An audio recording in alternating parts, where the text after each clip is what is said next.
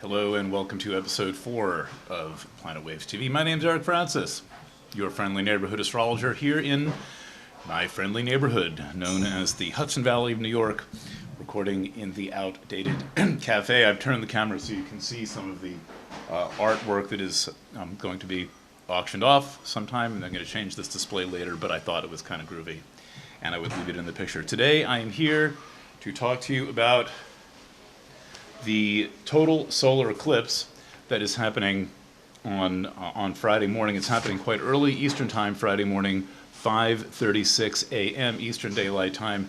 That translates to 2:36 a.m. Eastern Pacific Daylight Time, and it's about 9:36 in the morning in England. So in the morning, across most of our readership, Monday morning, Friday morning, excuse me, and I don't edit these things, so I will just correct my mistakes as I make them.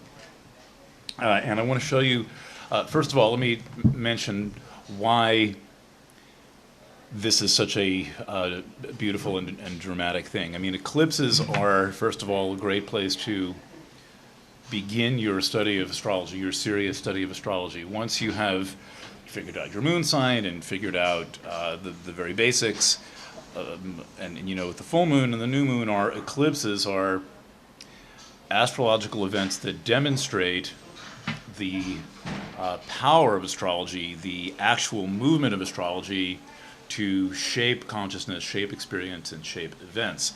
And so the more you study eclipses, and by study them I mean look at the chart and then look at the events corresponding in the world, the more you will learn astrology. So all eclipses are significant.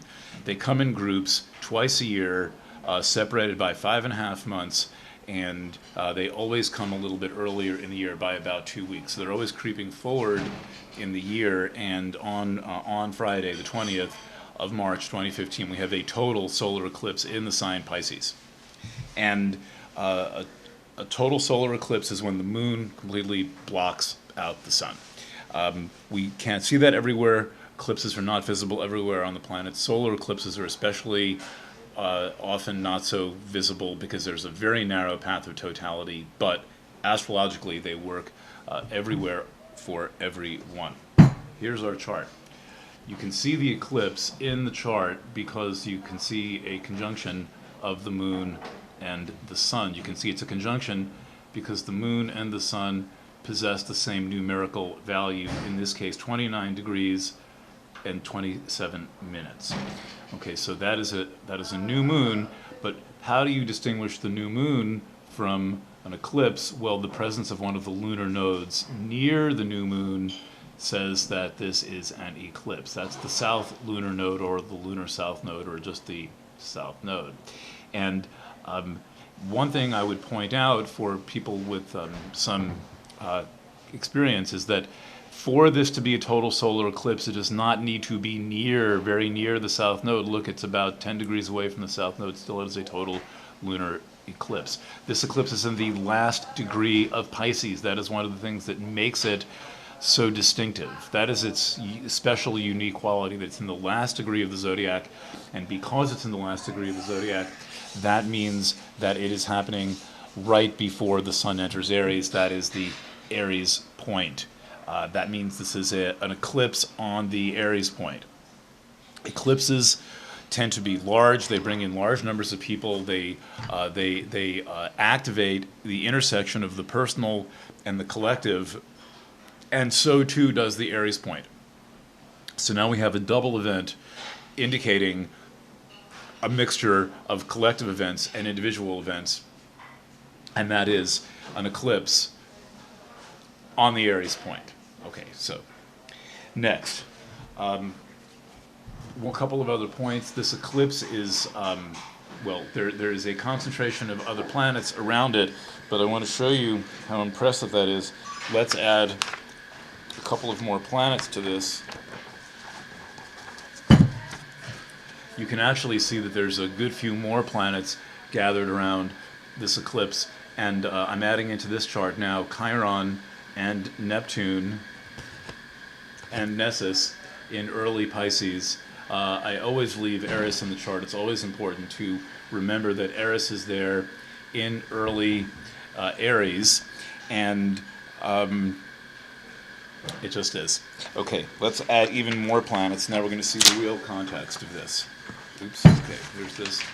Now look at what's really going on around this eclipse. Massive confluence of planets. I'm not even really using that many. I use a great deal more planets than this most of the time. But here is the real picture of what's going on here. And the really real picture of what's going on here, first of all, is that there is this grouping of planets in Pisces. Well, add Chiron and then Borsisi, which is not in the chart, right there, into this grouping. And furthermore, so there's a lot of Pisces. And then furthermore, here is Uranus. And if you recall from past podcasts and past discussions, Uranus is currently square Pluto. We had the last of the 7 Uranus-Pluto squares on Monday. The universe is speaking loudly right now, and one of the ways it's speaking loudly right now is by delivering to us this total solar eclipse in Aries in the midst of this massive cluster, whatever, of planets within days of the last of the 7 Uranus-Pluto squares. So we are really talking about the universe speaking in a way that is adding emphasis to the end of the Uranus-Pluto square, the beginning of the separating phase of the Uranus-Pluto square, and we are getting a message to stop and pause and pay attention and consider the impact, the influence, and to understand our own personal relationship to the Uranus-Pluto square. It's kind of a come to Jesus moment, only in this case, Jesus is the Uranus-Pluto square, and it is saying there are major ways in which society is changing, values and ideals are changing, our calling to involvement is changing, and it is, to put it subtly, stop, what's that sound, everybody look what's going down. We have a tendency, because we are so overwhelmed by information, to not stop and look around, look at the environment around us and say, what is going on? And so without saying what this eclipse means, without saying what it's pointing to, I can tell you that an eclipse in the last degree of the zodiac is saying that we have reached the end of something. We have reached the point where we must have a reckoning, where we must understand that we have created something, that we have built up to a certain point, and there is a need for reckoning with this eclipse, and it is going to come on quickly and to some without a lot of forewarning. I mean, I recognize that the time seems to be moving so fast that everything seems to happen without warning, and yet, is that really true? I mean, or is it just a matter of copping out and saying, oh, I'm so overwhelmed, things are so busy, I don't have time to think, I don't have time for anything, I'm just going to go rushing down the river of time without especially caring which way my canoe is pointed. And if astrology does one thing for us, it is to help us see the direction of flow, the general direction of flow, and then to point the canoe forward parallel to the flow. So at least if you're shooting the rapids, shoot the rapids straight on, forward, in a way where you can steer the canoe. If you're going to go over the falls, at least control the angle of flow as you go over the falls. This is different than controlling the whole flow. Your role is to make sure that your vessel is oriented in a way that makes sense for the flow of your life, and being the person who guides your vessel really means being the one the most devoted and the most committed to paying attention to the environment. It's good to go canoeing every now and then so that you really relate to this natural flow and the relationship of your ship to that natural flow. Look, we do a lot of driving in our cars, and I think that one of the plights of our time is people driving their cars unconsciously. It's really important to pay attention when you drive, and I think how people drive says a lot about how they approach life. So there's a metaphor, in case you're not happen to be out on the Delaware River canoeing, that you're going to probably get in your car and drive today, and think about how you relate to your total environment.